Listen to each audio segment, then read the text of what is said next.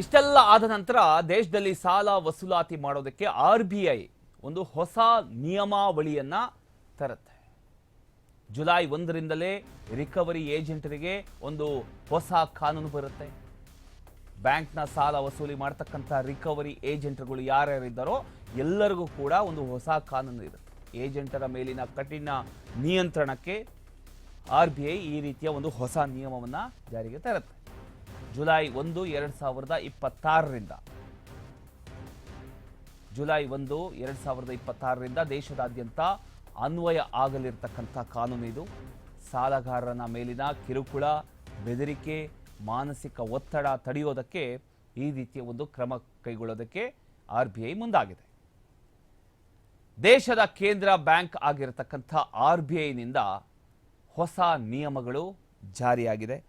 ಆ ನಿಯಮಗಳು ಏನೇನು ಅನ್ನೋದನ್ನು ನಾನು ಹೇಳ್ತಾ ಹೋಗ್ತೀನಿ. ಇದು ಈ ರಿಕವರಿ ಮಾಡೋಕ್ಕೆ ಬರ್ತಿರುವಂಥವರು, ಬ್ಲ್ಯಾಕ್ ಮೇಲ್ ಮಾಡ್ತಿರುವಂಥವರು, ಡಿಜಿಟಲ್ ಬ್ಲ್ಯಾಕ್ ಮೇಲ್ ಮಾಡ್ತಿರತಕ್ಕಂಥವರು, ದಬ್ಬಾಳಿಕೆ ಮಾಡುವಂಥವರು, ಸಾಲ ಕೊಡದಿದ್ದರೆ ಮನೆಯ ಸಾಮಾನುಗಳನ್ನು ಎತ್ಕೊಂಡು ಹೋಗ್ತೀನಿ ಅಂತ ಬೆದರಿಕೆ ಹಾಕ್ತಕ್ಕಂಥವರು, ಗಂಡನಿಗೆ ಫೋನ್ ಮಾಡ್ತೀನಿ, ಕುಟುಂಬಕ್ಕೆ ಫೋನ್ ಮಾಡ್ತೀನಿ, ಸ್ನೇಹಿತರಿಗೆ ಫೋನ್ ಮಾಡ್ತೀನಿ ಅಂತ ಯಾರ್ಯಾರು ಹೇಳ್ತಾರೆ ಅವ್ರಿಗೆಲ್ಲರಿಗೂ ಒಂದು ಎಚ್ಚರಿಕೆಯನ್ನ ಕೊಟ್ಟಿದೆ. ಅಷ್ಟಕ್ಕೂ RBI ಬ್ಯಾಂಕ್ನ ಪ್ರಮುಖ ನಿಯಮಗಳೇನು? ಎಸ್, 1, ಕಿರುಕುಳಕ್ಕೆ ಸಂಪೂರ್ಣ ನಿರ್ಬಂಧ. ಯಾರ್ಯಾರು ಕಿರುಕುಳ ಕೊಡ್ತಾರೋ ಸಂಪೂರ್ಣ ನಿರ್ಬಂಧ ಹೇರಿದ್ದಾರೆ. ಬೆದರಿಕೆ, ಬೈಗುಳ, ಮಾನಸಿಕ ಹಿಂಸೆ ಸಂಪೂರ್ಣ ನಿಷೇಧ. ಯಾವುದೇ ಕಾರಣಕ್ಕೂ ಅದು ಮಾಡುವಾಗಿಲ್ಲ.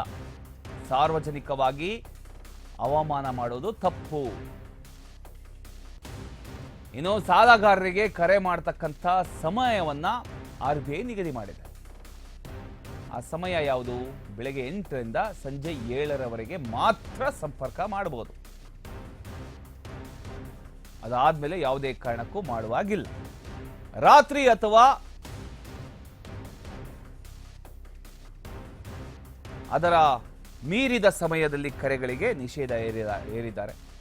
ಕುಟುಂಬ ಸದಸ್ಯರಿಗೆ ಯಾವುದೇ ರೀತಿಯಲ್ಲೂ ಸಂಪರ್ಕ ಮಾಡೋದು ಬೇಡ ಅಂತ ಹೇಳಿದ್ದಾರೆ.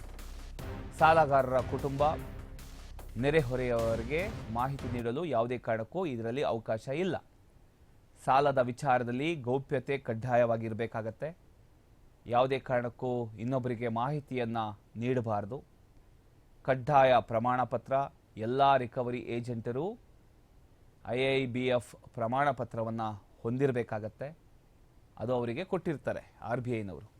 ಆ ಪ್ರಮಾಣ ಪತ್ರವನ್ನು ಮಸ್ಟ್ ಆ್ಯಂಡ್ ಶುಡ್ ಅವರು ಇಟ್ಕೋಬೇಕಾಗತ್ತೆ. ತರಬೇತಿ ಇಲ್ಲದೆ ಕೆಲಸ ಮಾಡೋದಕ್ಕೆ ಯಾವುದೇ ಕಾರಣಕ್ಕೂ ಅವಕಾಶ ಇಲ್ಲ. ಗುರುತಿನ ದಾಖಲೆ ಕಡ್ಡಾಯವಾಗಿರುತ್ತೆ. ಗುರುತಿನ ದಾಖಲೆಯನ್ನು ಕಡ್ಡಾಯವಾಗಿ ತಗೋಬೇಕಾಗತ್ತೆ. ಏಜೆಂಟ್ ಬಳಿ ID ಕಾರ್ಡ್ ಹಾಗೂ ಅಧಿಕೃತ ಅನುಮತಿ ಪತ್ರ ಇರಬೇಕಾಗತ್ತೆ.